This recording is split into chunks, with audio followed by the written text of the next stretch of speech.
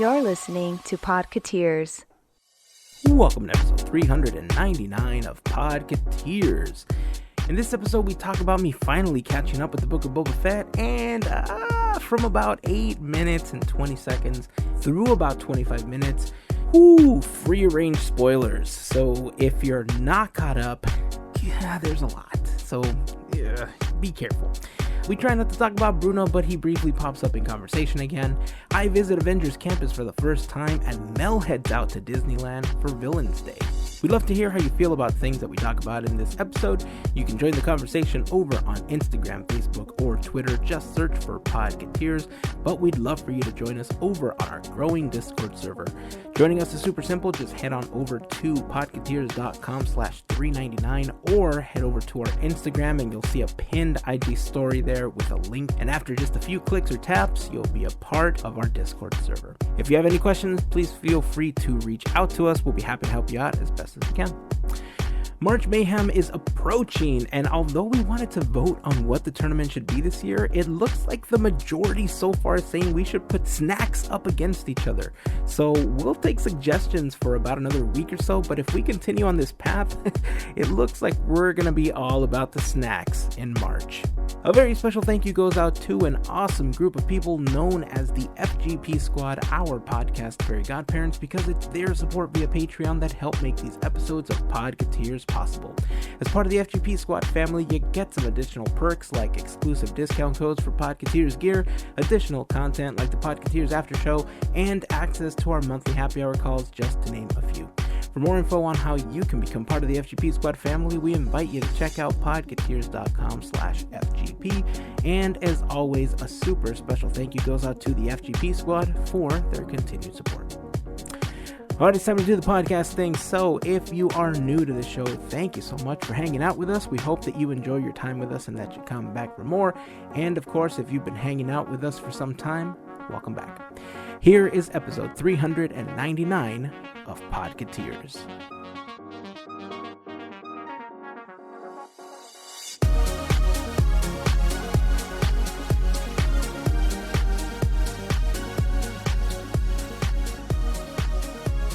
Well, look, it's been a pretty 1 eventful week since we worked. Sorry. It's been 1 week since you looked at me.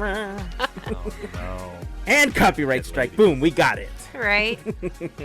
Don't look into those lyrics, by the way. They're really nonsensical and not great. But anyway, Yeah, we're not talking about that. We're not talking about, what is it, the Red Hot Chili Peppers? I don't know. No, that's Yikes. Bare Naked Ladies. Bare Naked Ladies, one of Yeah, those. let's not do Three that to them. three All right. three name bands. Yeah. 3-name band. Well, if we want to keep the song representation going with this, I can say, what a difference a week makes. And a difference was a week for Robert Fettuccini. Yeah. Robert, all the difference. Look, I don't know if I want to go back and just completely rescind to everything that I said, or if I just want to apologize for my comments last week, because really going into that episode over and over and over, I officially know that I was in some sort of mood trying to watch these episodes of Robert Fettuccini, because I know I said I was going to start at the middle of one because I had already seen the other ones, but I told myself, look, you got to do it. You got to give it a shot. You got to go from the beginning. Let's do this. Let's just sit down. Let's go through the episodes. And I decided to marathon it. Okay, kids went to bed, early, and I thought, okay, look, I'm just going to watch this. This is great. And by the end of episode 1, I was like, okay, it wasn't as bad as I originally thought it was. This is great. Okay, no problem. Go into episode 2. Just still a little slow. Wasn't as action-packed as The Mandalorian was. The storytelling, definitely slower, and it's not as rich in storytelling as The Mandalorian was, like right from the beginning. But I got through episode 2 and I thought, okay, the story is progressing. This is good. This isn't bad. Okay, I could do another episode. So I did another episode.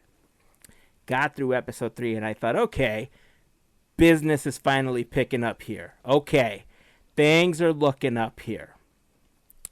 So by the time I got to episode 4, I'm all in on, like, what did we call this, like, mercenary Wookiee? Tactical Chewbacca? Tactical Chewbacca, right? Yeah. So That's perfect. I'm, like, all in on Tactical Chewbacca now, right? I am, like, all about him. Like, if they made, like, a plushie, like, I want this, okay? Because he's awesome.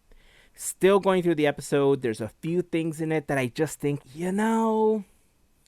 I get the character of Boba Fett, but I'm probably going to say something that is going to rub some people the wrong way, but the weakest point of the show is Boba Fett. I hate to say it, but his acting, he's so dry, and maybe that's him, right? Maybe that's his delivery and everything. It could but be. Going through the episodes, I hate to say it, but the weakest point of every show so far has been Boba Fett. You're not alone. You're definitely not alone.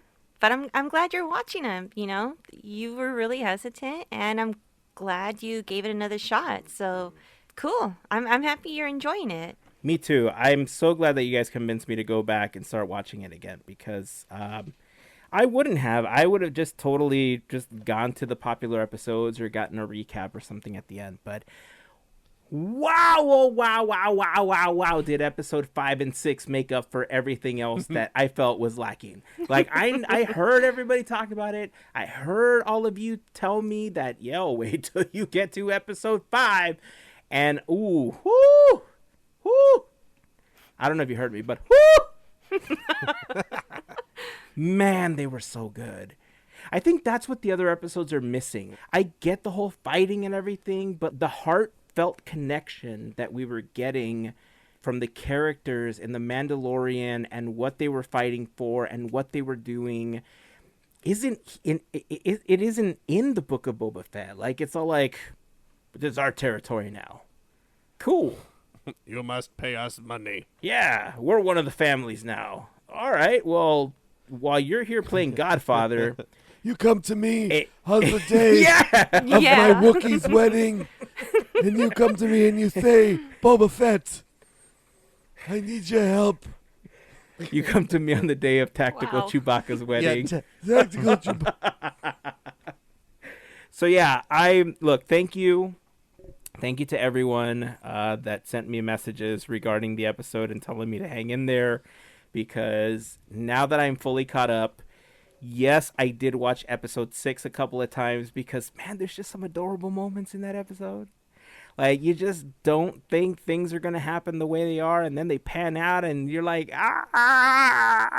Spoiler alert, I'll give you an opportunity to stop listening right now. Are you still listening? They better not be. Okay, because I'm about to spoil something. I'm about to talk about episode 6. Warning. If you haven't watched episode 6, you might want to stop listening for about a minute or two. Ready? Here it comes. In 3, 2, 1. Oh my God, watching Grogu jump on those rocks was the most adorable freaking thing I've ever seen. I was all about that. Like, I just kept watching that over and over. The way he was doing his little balancing thing, I'm like, this is just the most adorable freaking thing I've ever seen. I loved it. If we're going to get more of that, it's super cool. If you're back and I didn't spoil anything for you, welcome back. If you were listening and you couldn't change away and I did spoil it for you, I'm sorry. I tried to warn you. But yeah, I'm all in. I'm now looking forward officially to the coming episodes and how this season is going to end. But more importantly, I'm even more excited about the next season of The Mandalorian because of this. Now they're starting to piece some things together. Oh man, you know what? I feel like... All right, look, if you haven't seen the episode, we're going to talk a little more spoilers, so... Yep. It's spoiler time. All right, Not even 10 another, minutes. Here's another countdown. I'm sorry. But this is worth talking about because this is super cool. So, more spoilers coming in 3, 2, 1. So, this Luke Skywalker thing. Okay? One, way better than he looked at the end of The Mandalorian. Yes. Okay? Yep. The thing that's most impressive about this is that, remember we talked about the guy that did the deep fakes on YouTube? Like last year or something? Yes. Something like that. Yes. I can't remember his name, but it's, somewhere along those lines. So we talked about how he did this Snooki. deep fake of Luke Skywalker and how that it looked super good. Lucasfilm hired him. Okay? He used the technology that he used to do the deepfake videos on YouTube and applied it to the Book of Boba Fett episodes. And one, it looks so much better. He does sound a little weird because they're trying to sync everything. And I mean, it is Mark Hamill doing a lot of the talk, but the de-aging technology that they used before is nothing compared to the deepfake technology that they use for this. And it just looks so much better. I was really impressed when I saw Luke Skywalker appear in the Book of Boba Fett. I'm really excited about it because that means that we're going to get a lot of episodes that are going to bridge the gap between the trilogies a lot more than they ever have in the past. I know it's going to get a little, dicey when they start talking about, like, well, who do we bring back like this? Are we going to bring back Princess Leia? Are we going to bring back, And, I think that's another conversation that we can have, and we could talk about the morality behind that and everything again. But, Mark Hamill is on board. The fact that they use him in this episode is super cool. The fact that he's training Grogu, I'm telling you, he's just jumping on those rocks. So good. I love it. I'm all in. Your thoughts on this deepfake thing that they did? We got spoiled. That's all I could think of is we got spoiled in episode 6. Just everyone who's in that episode, who we see and what we see, and the fact that we get more Grogu, man, again, spoiled. Seriously. But I love the little moment with him and the frogs. That was adorable. Yes. you know what I really like about what they're doing with Grogu is that he emotes so well. Like, whoever's controlling him or however they're doing it, like, Grogu emotes so well. In that scene that you're talking about, there's a moment where he looks over when Luke does his thing and his eyes just widen, where I Yes. found myself doing the exact same thing, like following him. I'm like, oh, I am on this hook, line, and sinker right now. And then I got my kid. Like, my kids are not big Star Wars fans. Like, they like the Clone Wars and they like, Rebels and they like the cartoons. But when it came to watching The Mandalorian and now the Book of Boba Fett, they haven't been really into it. This particular episode, they saw with me because like I said, I saw it multiple times, and now they're like, no, we want to watch it next week to see what happens. I'm like, well, you want to watch it from the beginning? They're like, no, we would just want the ones with Grogu. I was like, okay. There you go. I'm pretty sure that the majority of people that know that this happens are possibly tuning in for that. I mean, yeah. I'm happy that I have a full kind of roundabout story that I hung in there, but yeah, I mean, look, people are coming back for Grogu. Yeah.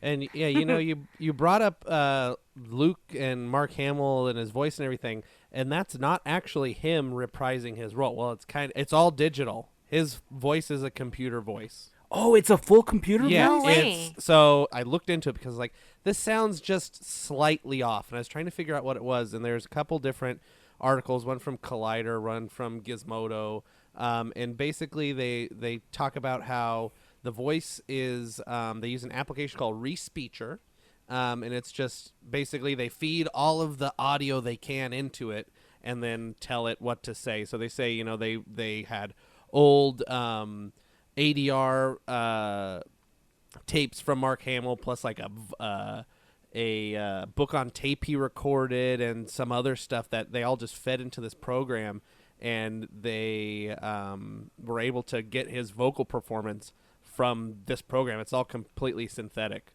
It's not him at all. That is super cool. Scary, but Yeah. super cool. Wow. Yeah, it's bizarre, and it's it's that uncanny valley thing. But you guys brought it up that he just looks so much better in this episode, and even though you know, I don't think it's 100% there. His face isn't like as expressive as you might think somebody's actual face is. It's still like the texture and the lighting and the shading and everything looks so much better, even if it looks like he's got like Botox or something where he can't move his face. You know, it's funny because throughout the episodes that I was watching, there were a couple of times where I remember thinking to myself, oh, that's horrible green screen. Like, oh, that just doesn't look good in the background. Like, you could totally tell that it's green screened. And yet, everything that they did with Luke Skywalker, I was like, this is the best thing they've done so far. It's all perfect. No, I don't think it was perfect. But I do think that they did a fantastic job with it. And like I said, it was way better than the original version of Luke that we saw at the end of The Mandalorian. He's definitely more fluid. Yeah, definitely.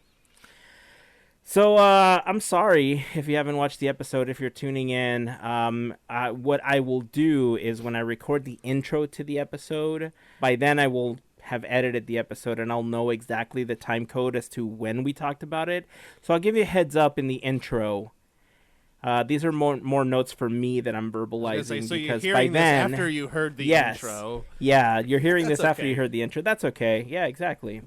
These are, like I said, these are more instructions for me than for anybody else. But hopefully you were able to catch that in the intro and you were able to avoid this if you haven't seen episode 5 and 6 of The Mandalorian.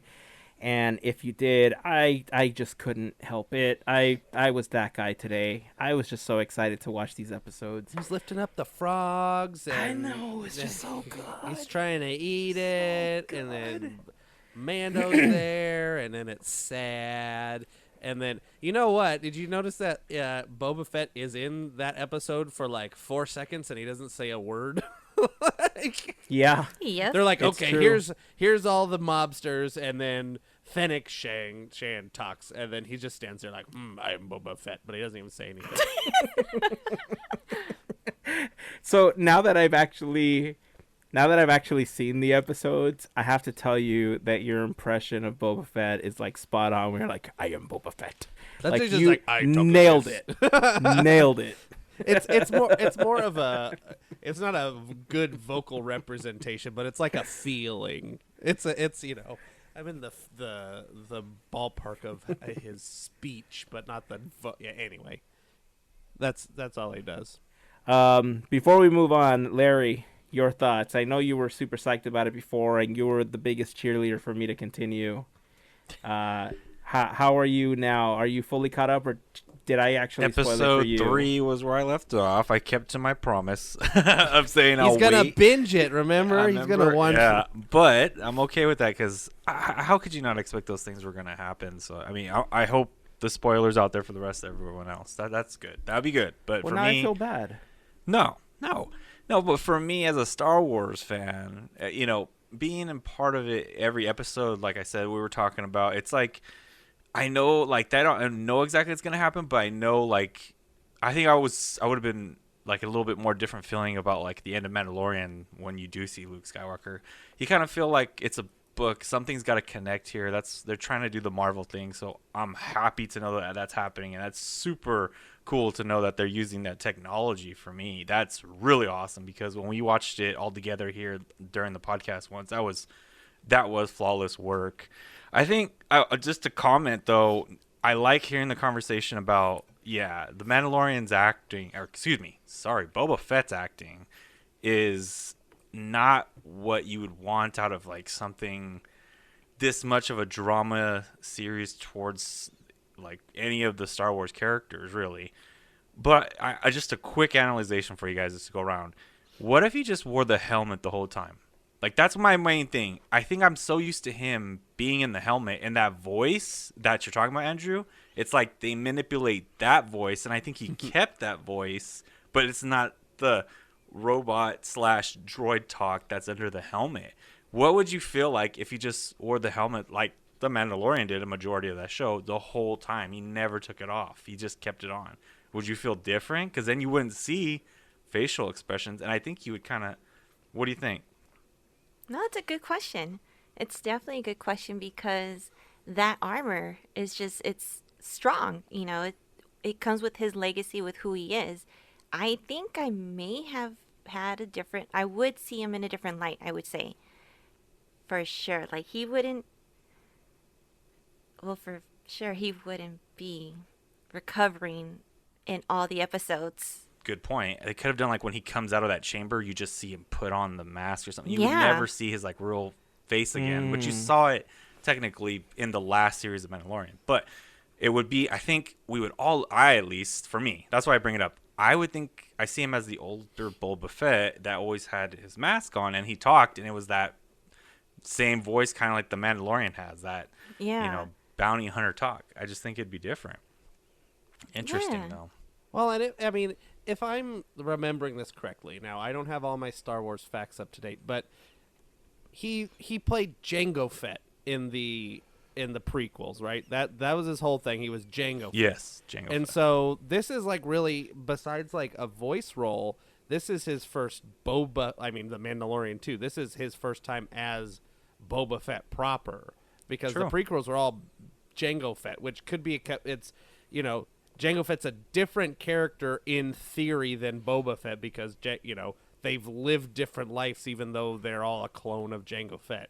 Mm-hmm. So it's interesting. I mean, I see why they did it, but it's also like he has a different experience acting as Jango Fett than the original actor of Boba Fett, and even though that was such a small role, he might be bringing a lot of that Jango Fett stuff into his Boba Fett Robert Fettuccine performance. True. Yeah. Yeah, it's interesting that you say that. I don't know. I have really mixed feelings about, like, even when they did it on The Mandalorian, when he revealed himself to Grogu, like, for me, like, I understand it was a really touching moment, but at the same time, I was like, you're not a Mandalorian now.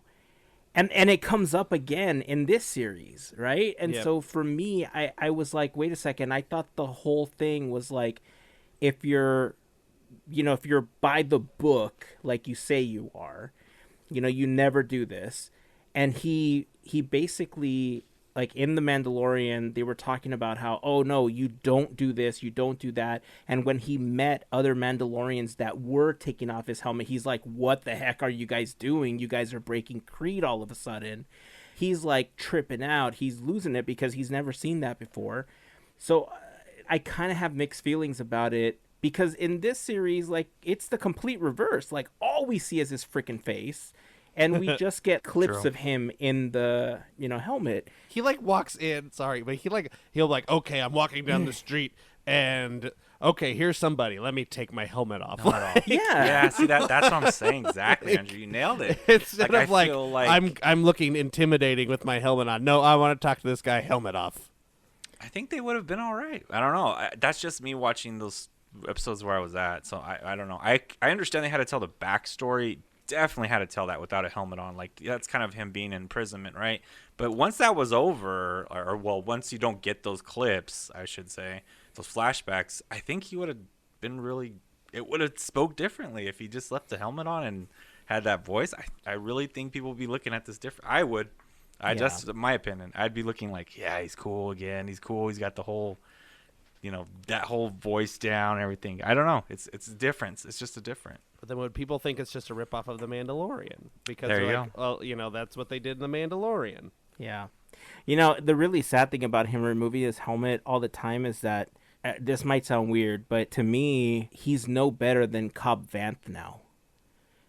Cobb Vanth was Timothy Oliphant's character, like the sheriff, and he stole the armor, and so people knew him without a helmet. And when Din Djarin met him, he took his helmet off as well. He's like, "Where'd you get that, Right. that Where'd you armor get that from?" armor? So to me, Boba Fett is kind of like Cobb Vanth. Like, he's more of a sheriff than he is a Mandalorian. He's just a Jabba the Hutt. I think that's what we're getting to. We're getting like- to Boba the Fett, right? Boba Fett, excuse me. Boba Fett. Boba the Fett. I like Boba Boba the Fett, yeah. Robert Boba the the Fett. Fettuccine. Robert the Fettuccine. But yeah, well, He's got the Boba throne now. Fett. Why not? Former artist known as Boba Fett. Boba the Fett. Artist formerly known Pull as the Boba Kanye. Fett. He's just gonna go as Et from now on. Oh, no. Well, this talk went way longer than I would have wanted to. I'm I so am sorry Boba because Fett. I spoiled so much, and I feel so bad, Larry. I forgot that you had left off and hadn't seen it, so It's only for the listeners. That's I all owe you that's all I I owe you a share. churro or something for this because I feel like a No. jerk. So No, it's only the listeners. If they could get past the spoilers at some point, that's like you said. That's all I care about. For me, it's I get excited for stories like that. I do. all right, well, I'll still owe you a churro. How about that? All right, well, let's move on because there was quite a few things that we wanted to talk about in this episode. I hope I do remember to include the time code at the beginning in the intro, so I'm saying it again just so I don't forget because this is where we stopped officially talking about it. But I know we wanted to talk about some new toys that we're going to be getting soon. Encanto is toys! coming out on Blu-ray this week, so if you guys are interested in getting Encanto on Blu-ray, I know it's on Disney Plus, but you know, Disney Plus can pull it whenever they want to. I'm not sure they would because it's not like a film that they would want to go stream anywhere else. It's super popular. They want to keep it on the service, but they can, you know, they pull things at random and they're gone for months or a year or whatever. So if you don't want to lose it, the best way to not do that is to own it. So if you're interested, it's coming out on Blu-ray this week. We didn't talk about it last week, but we don't talk about Bruno officially hit #1 on the Billboard charts, taking over everything, officially surpassing A Whole New World as #1. That's a huge milestone for Disney. That's insane. The fact that we have a song that just surpassed Let It Go, finally. Yeah. Well, I mean, look, it's such a it's so funny because we're always talking about what attractions we would want to see in the parks and stuff like that, and the argument is always like, why do we have so many IPs in the park? But at the same time, all I'm hearing is, why don't we have Encanto in the park? It's like, okay, Right. well, make up your mind. Like, do you not want IPs in the park, or do you want IPs in the park? You can't have it both ways. Which one do you want? But I want it both ways. Dang you, Burger King. Messed up the world.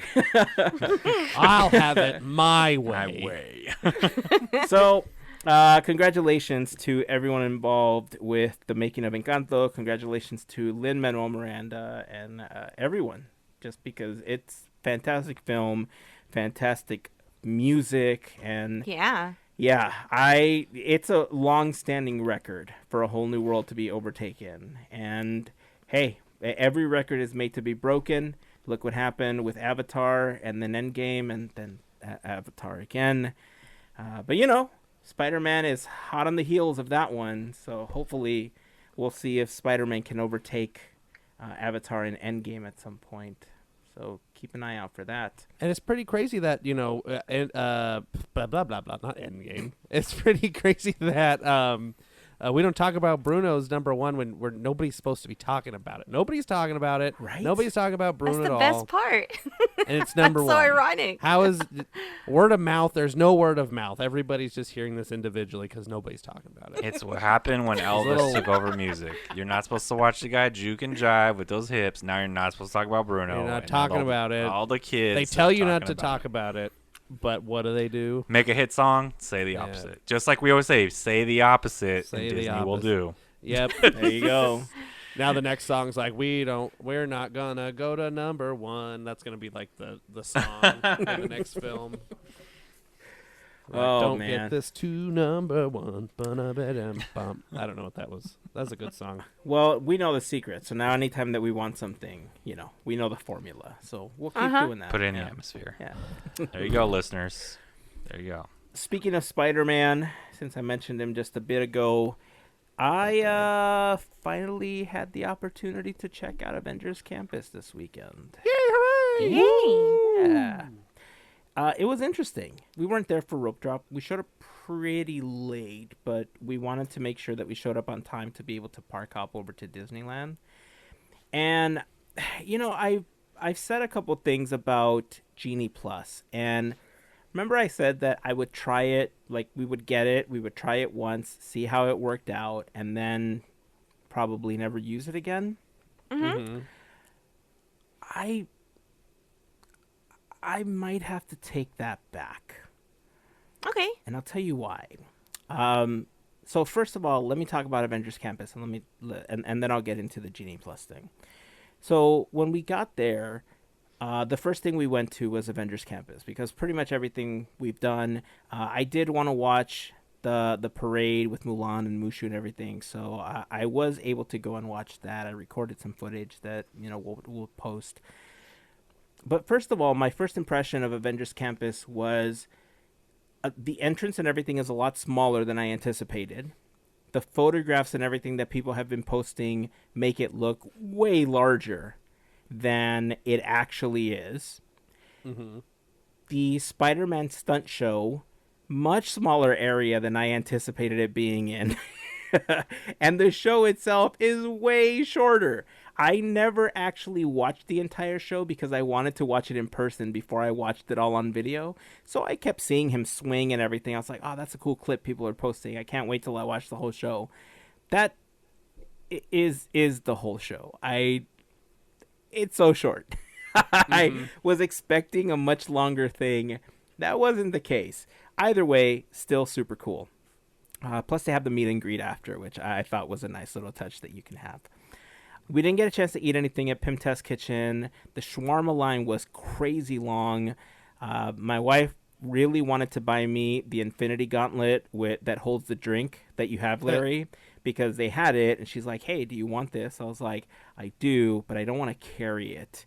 Let's just get it later. We'll come back for it.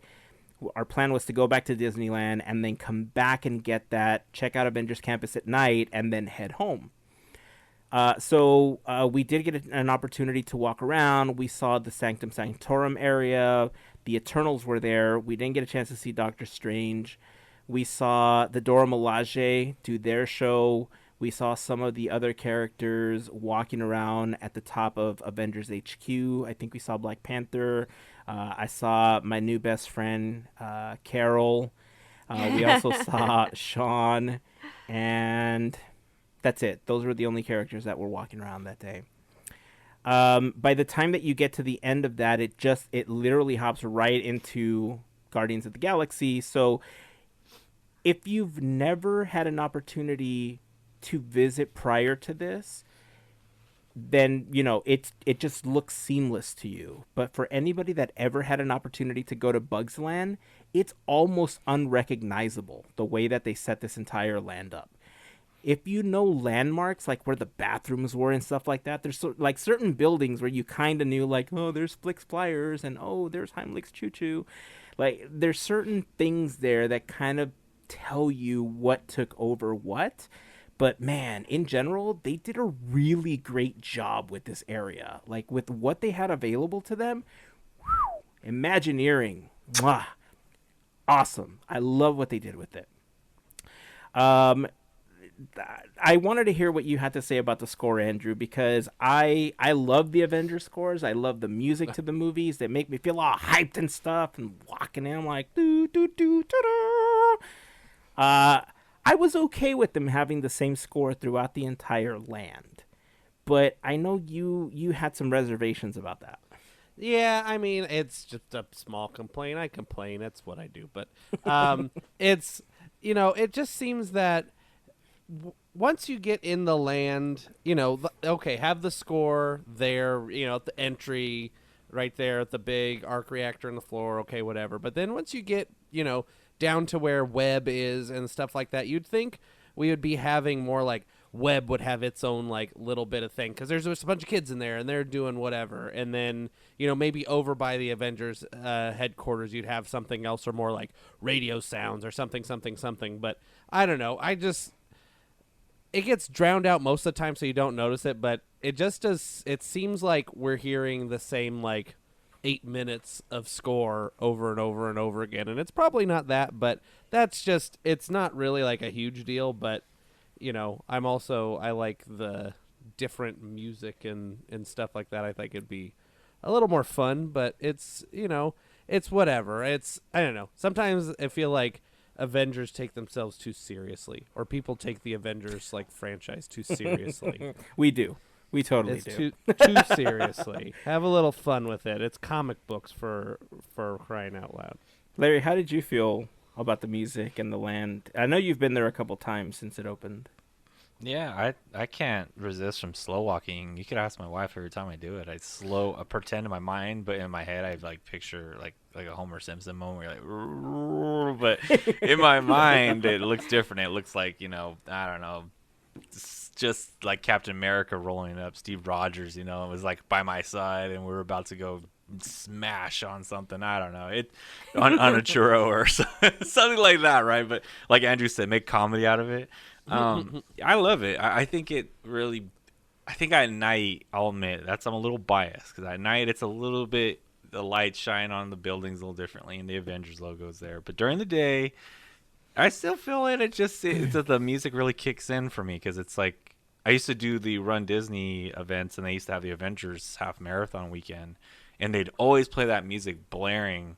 And it's like, yeah, you're not taking yourself serious, but it's like inspirational in that same way to me still to this day. So when I hear it, it resonates not only with the movies, but with that time when I was doing these half marathons. So that's kind of my own biased opinion, though, on that. Yeah, I agree with you, because back in the day when I used to do a lot of walking and stuff like that, believe it or not, yes, I did work out at one point. One of the things that I listened to were the themes to the Avengers. Like a lot of the scores, like the songs, were a part of my playlist. And also as a wrestling fan, there were some wrestling themes on there that also got me all psyched up and like would get me in the mood to go walking or, you know, whatever I was doing that day. So I understand what you're talking about, because I totally feel that.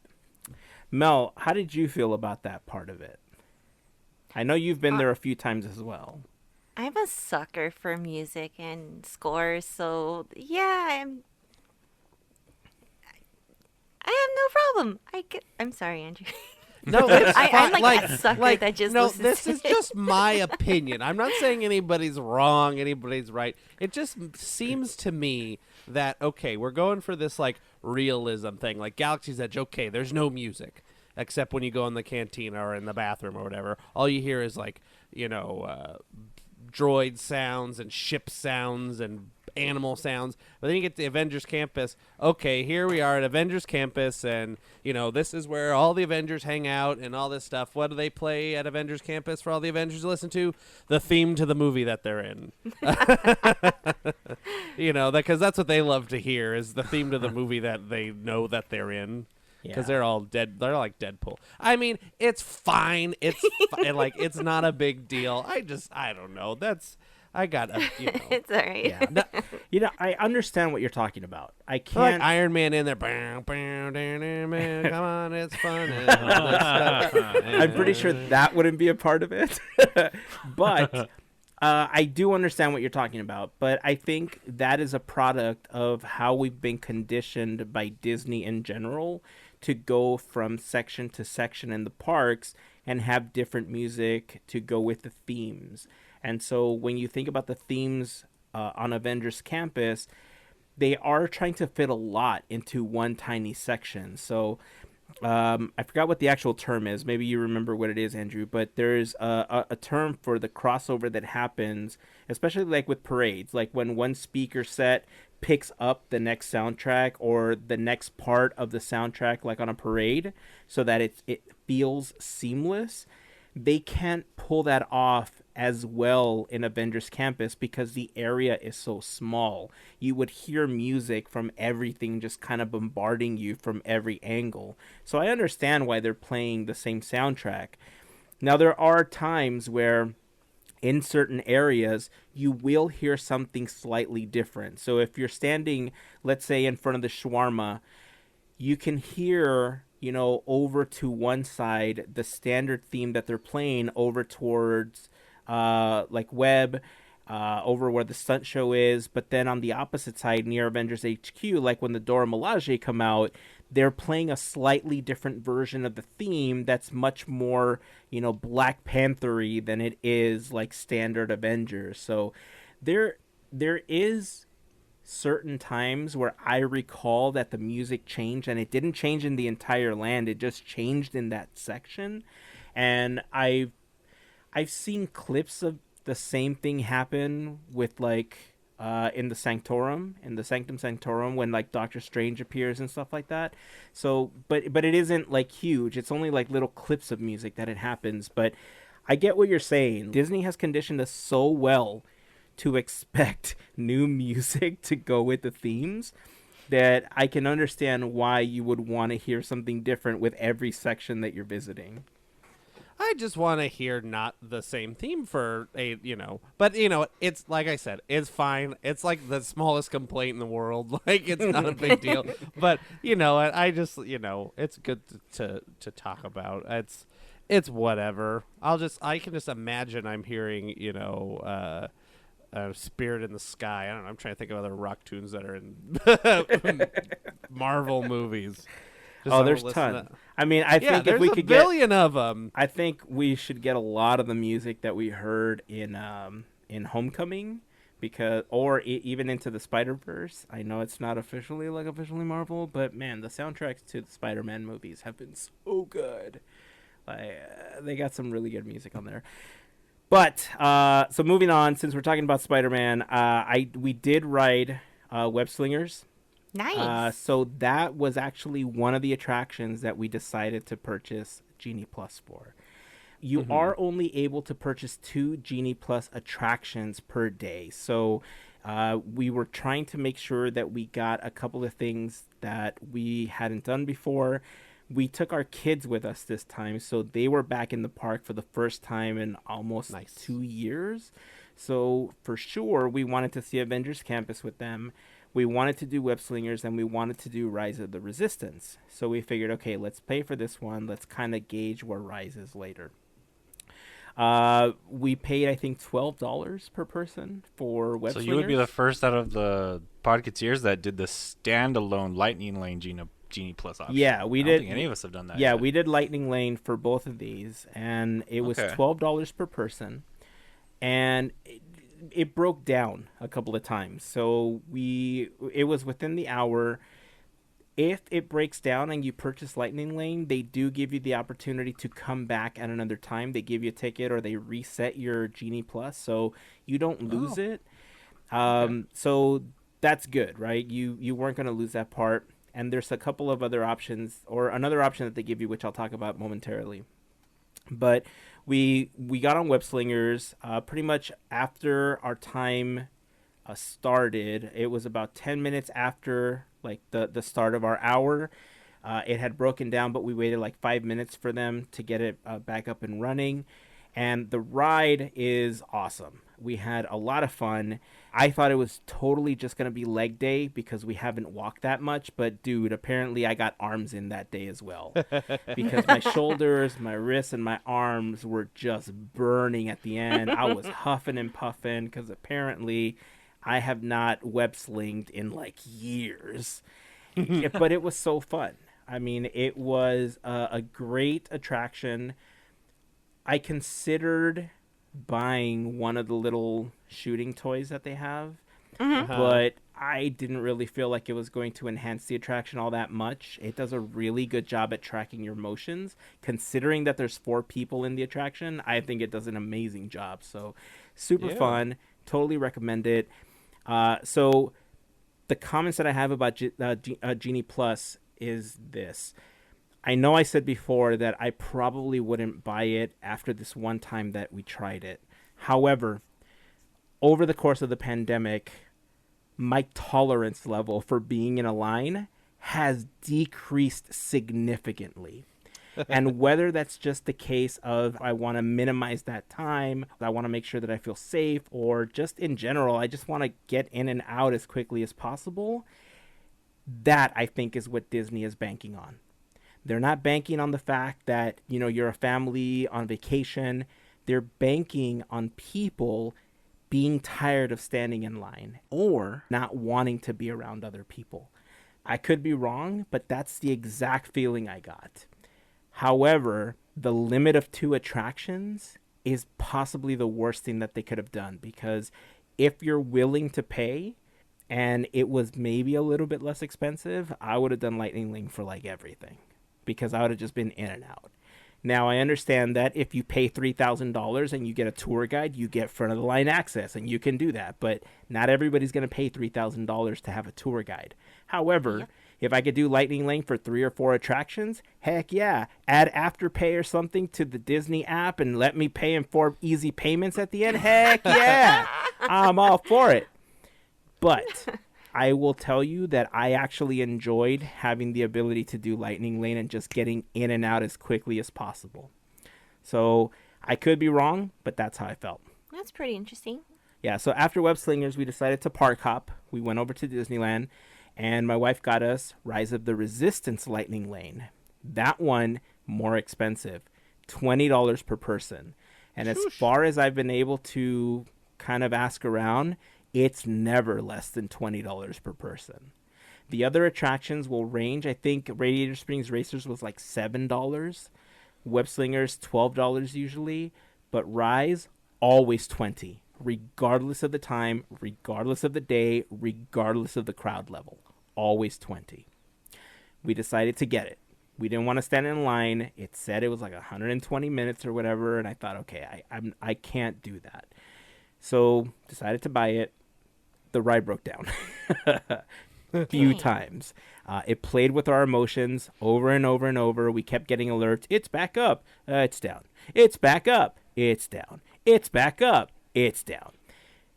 By the time we finally got into the line, because our hour had started, like we were ready to finally redeem Lightning Lane for it, we got in line and we probably took about 15 steps. And remember, Larry, when you did Genie the last time, I said, what did it match what it said, or was it longer or shorter?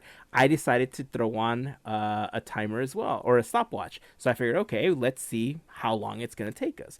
Because it's not like on Rise of the Resistance, because it's such a long queue, it isn't immediate. Like, you don't just jump on. There's still a bit of a queue that you have to walk through. And I figured I want to see how much this actually cuts down. So I, started it up. We're walking through and we take like 15, 20 steps and they stop us. They don't say anything. We're just waiting. And we're wondering, like, wait a second, did it go down again? Or like, are they queuing up other people? Like, are we all just going to go in a big group? Maybe they were keeping us outside because they were waiting to bring everyone in at once to minimize the amount of people that are indoors together. I don't know. I mean, just safety precautions, right? There's still kind of some restrictions in place. The ride broke down again.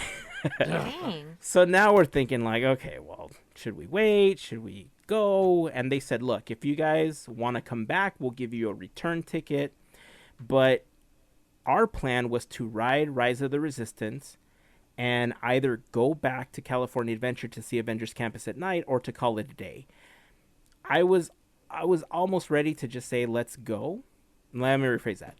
I was ready to go because, one, I hadn't walked that much in so long that I was done. I was like, I can't do this. Like, I had pains happening in me that I wouldn't wish upon anybody. And so I was like, I'm done. I just need to go home. I need to sit down. I need to lay down. I need to do something. We figured, okay, let's ride this, and then we'll go home.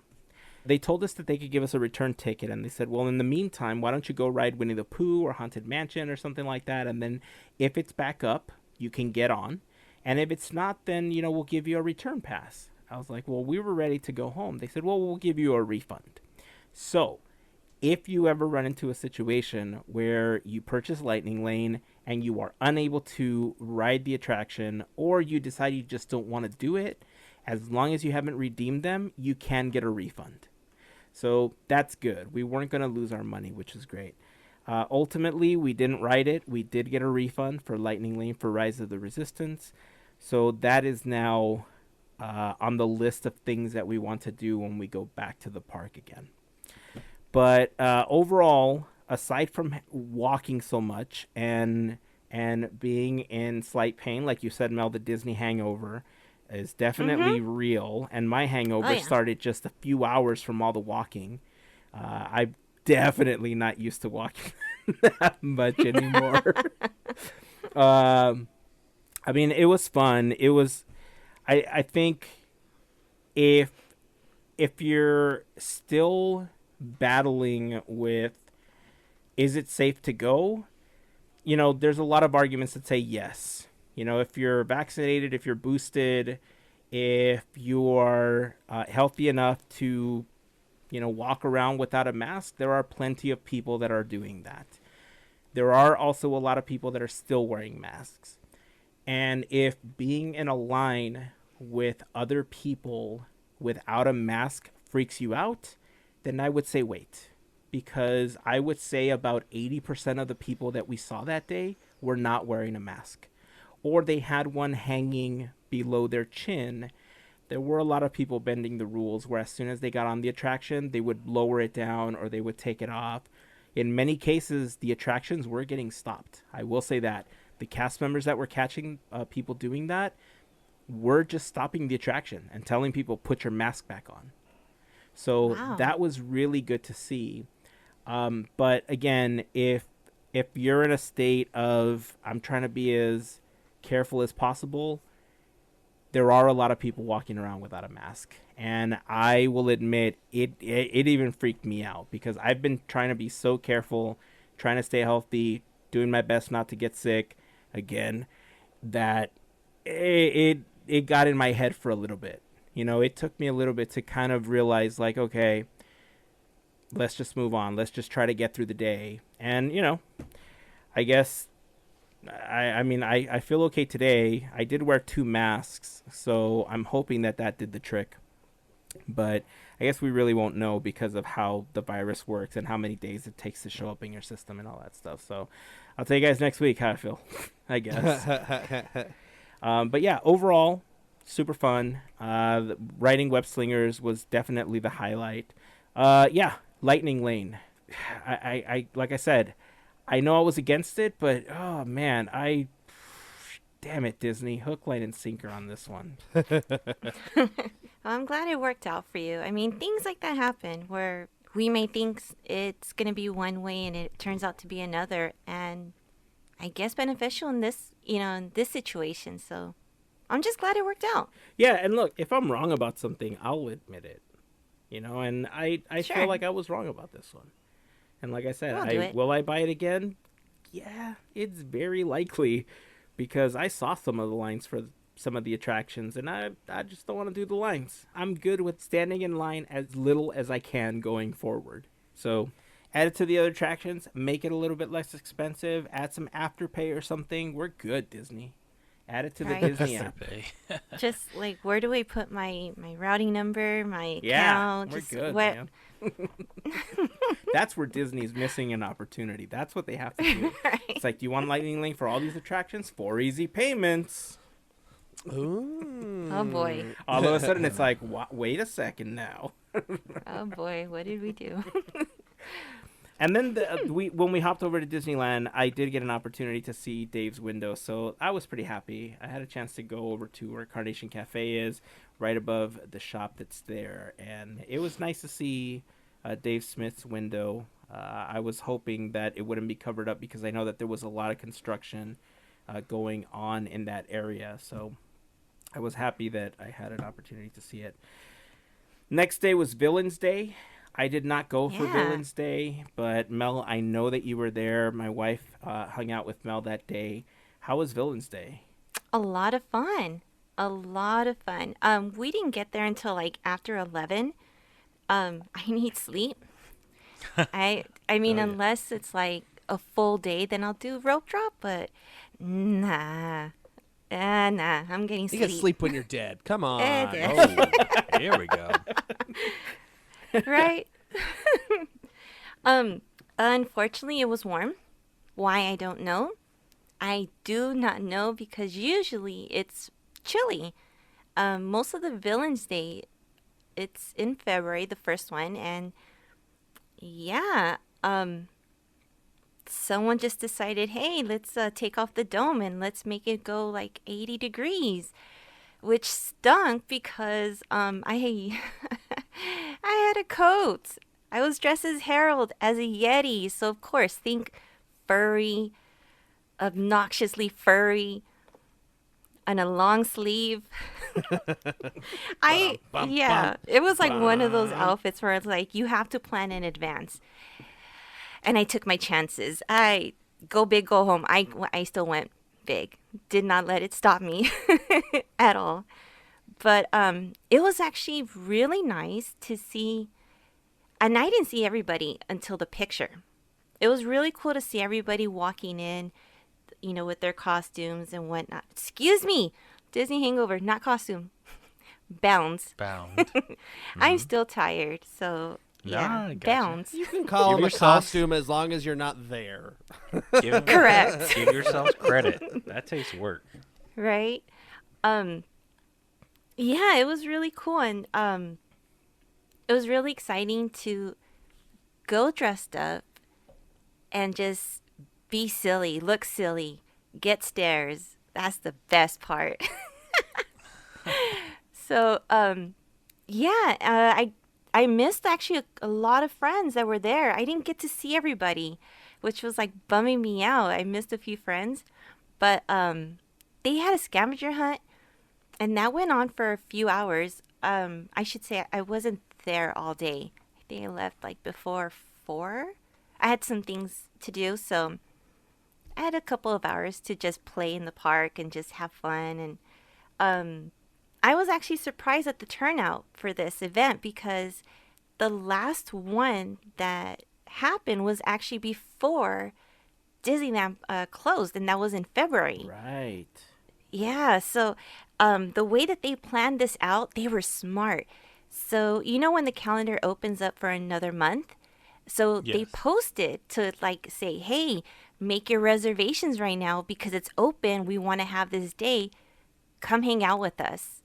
And as you could see in the picture, it looks like there's about 300 of us, maybe. I mean, I didn't see everybody until that picture came out. And I was like, whoa, villains were literally hiding and they just came out to say cheese. Was Bruno there? No, Trick there question, wasn't Bruno's a not a Bruno. villain. Ha ha ha. I know, but still.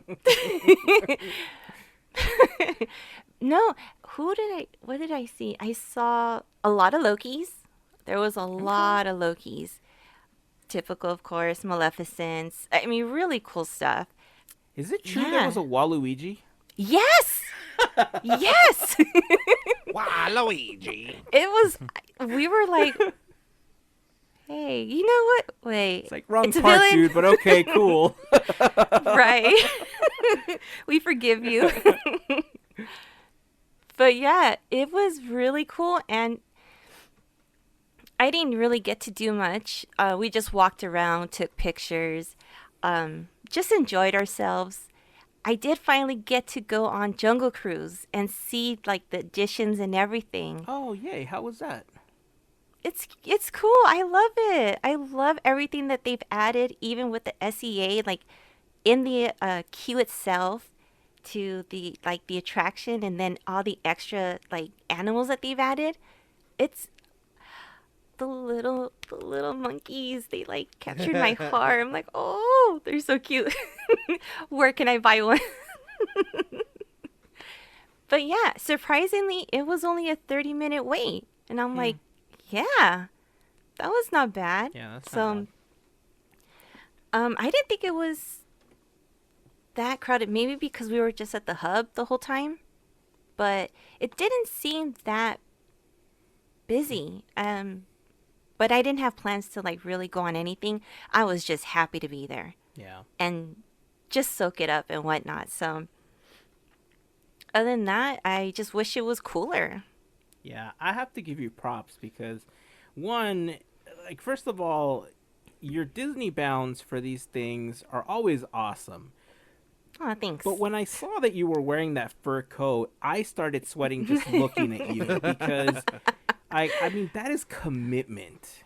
Yeah. I mean, I've Yeah. worn like when we've gone out for like Dapper Day and I have like a vest on and a tie on. Like, like the first like bit of sweat, I'm like, I gotta take this off. I can't do it. But I mean, you're like Dude, trust. full like fur coat and all. I was like, I can't. I had to like move away from your Instagram. Well, no, see, that's the thing. That was just for Instagram. I had it over my shoulder. I was like, I wasn't going to wear that all day. That's good. Oh, no, no, no, no. That's good. No. Yeah. And then the scavenger hunt, they're like, oh, if you go here, you'll make it in time. I'm like, I'm not running in this. I don't no. blame you. I don't like running anywhere. I was like, out you there. know what? Crisscross If the I whole make park it. for the scavenger hunt. It's fine. Yeah. Exactly.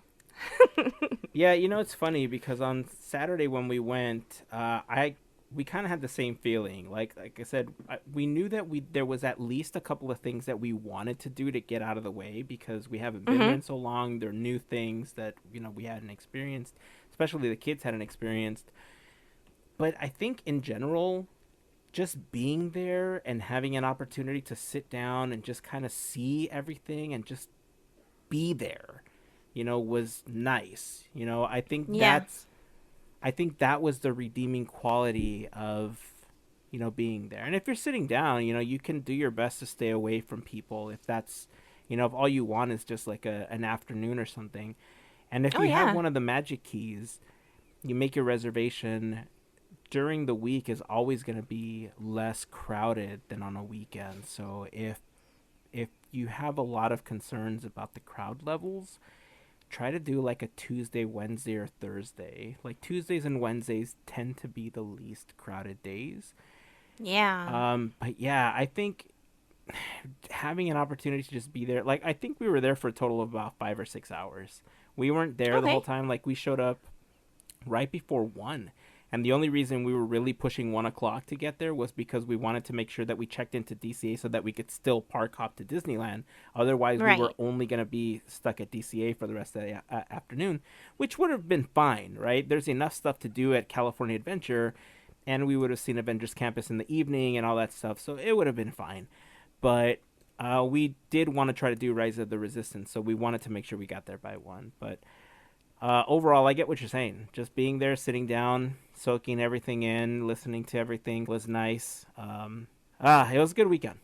It's a good weekend Yeah. overall. I'm glad you had an opportunity to go to Villains Day. When I saw the amount of people that showed up, it does remind you of those times where they have these special days, and it's weird because things feel like they're getting back to normal, but they're not fully normal. There's still like inklings of Right. stuff going on, and so the only thing you can do is be cautious. Take care of yourself, especially if you're in a position where you need to take care of yourself. And if you get to the point where you're just too worried about it, then do what I did. Just hold off on going. I held off as long as I could just to make sure that I was safe and was okay with going health-wise. And so we had an opportunity to go. And I could tell you, if you go during the week, it's going to be a little less crowded. It might be a little bit more enjoyable for you. But glad I finally got a chance to see Avengers Campus. Now I have to go back and see it at night. Yeah, you do. At So that's the next one. night. You know what was year 2? I didn't take all my gear with me either. I took Oh, wow. yeah, I took my phone and a gimbal. And I told myself because I knew what the plan was. Like I knew where we were going to hit. And I thought, yes, I know that I'm going to get a lot of really great photos, but at the same time, like I feel that I owe it to myself to experience this without the need to be like, photo this, photo that, photo this, video this, video that, photo this, photo Yep. that, for this. And I'm glad that I didn't take it with me. I did get some video because we had enough like buffer time in between things that I was able to stand there and shoot up, a couple video clips and everything. But one, I was much happier not carrying 50 pounds of gear. And two, I just got a chance to enjoy myself so much more. And I, watched the kids enjoy themselves so much more. So next time, however, oh yeah, it's on. Yeah. Next time, Scout it. I'm taking my camera and everything with me. And this is happening next time. So There you go. well, I think that's a good time to wrap up the episode. I think it was a good weekend. I don't think so. No? I don't think so. Remember those great group of listeners that we have called the FGP Squad? Remember those guys? Wow, Andrew, you should tell me more. Yeah, well, the FGP Squad is what they call themselves, but it stands for the Podketeers Fairy Godparents. They help us out with a little monthly contribution on Patreon. If you do, you get some stuff in return, like extra content, discount codes. Heyzen will just send you stuff in the mail. You get a special channel on the Discord server, and yeah, there's other stuff too. I don't have this memorized. This is the first time I'm doing this off the dome. You're doing Nailing great. it, dude. You are doing great. But you know what? If you want to find out more about the FGP Squad, you can go to podketeers.com/FGP, and you can find out more information there. Or you can message us on Instagram or Discord, or call Heyzen on a cell phone if you have his phone number, all kinds of stuff like that. And he'll tell you more about it. Nailed it, dude. Fantastic job. So, of course, to all of the members of the FGP Squad, we just want to send a huge thank you. We appreciate you guys. We appreciate your support. So thank you very much. All right. Anything else before we wrap up today's episode? If you want to buy toys, I don't know if they're going to be sold out by this time, but I'm buying some. Super 7 just released, or is releasing some Roger Rabbit vintage toys that I want. I'm going to the Tuesday, so it's after this is released, but I'm buying some toys. And if they're still available and you like Roger Rabbit, Super 7's got some toys for sale, and they're going to be probably expensive. And, Action figures. You know, no, they're toys. Who cares? They're toys. I They're like just vintagey looking toys. They're so cool. I just saw the packaging. They totally look like old school action figures. That's like the whole thing Super 7 does, is like they either do the old school stuff or they do like really detailed stuff. So yeah, they're cool. Dude, this was fantastic. Oh well, I wish you luck getting this. I was super happy that I finally got something that I've been jonesing for quite some time. But this is super cool. I might actually jump in on this. When is this released? Tomorrow, Tuesday. Oh, so the day before this episode the releases. day before this the episode releases. release. Yeah, Oh, we so should post something on Instagram or something. I'm hoping to have acquired these by the time this episode releases. I hope you don't forget. We should post them. I have an Maybe. alarm set on my Andrew's like, phone to be able Can we to... wait to post till after Wednesday? It's fine. Well, it's fine. mine, I fell victim to FOMO, and I ended up ordering the Steamboat Willie popcorn bucket from Tokyo. So, yeah. I got lucky, though, because the markup wasn't as high as the Figment popcorn bucket. And as far as I can tell, I didn't buy a drawing of the Steamboat Willie popcorn bucket. I actually bought one of the popcorn buckets. But I'm pretty happy. It's something that I've wanted for a really long time. Long-time listener and friend of the show, Jesse, was going to bring one the next time we did the Chalk Walk. He owns one, and carrying it around for Chalk Walk I thought would have been super cool. But I feel like I need to have that so that when I reset up my shelves and everything, I need to have that on there. So I got a good price on it, and hopefully it shows up soon.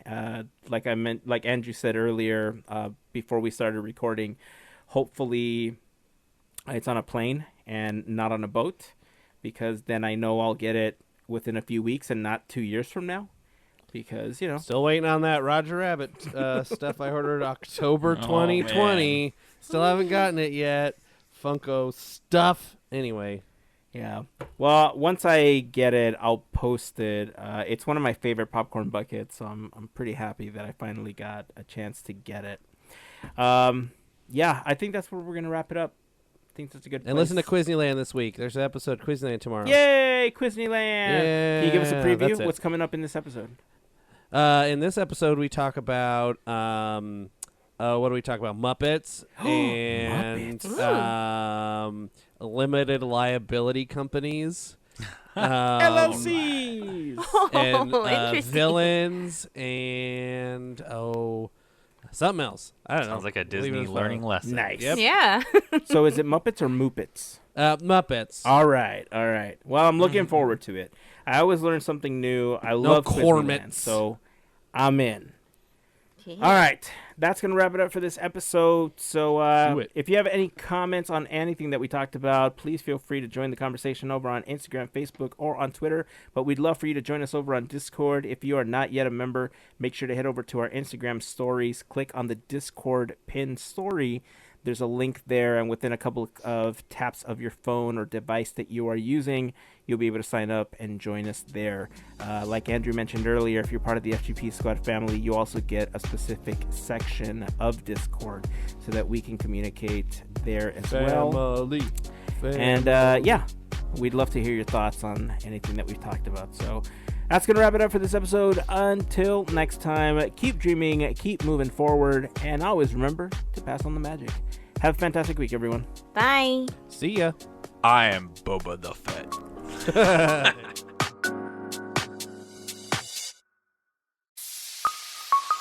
Part of the Podketeers Network.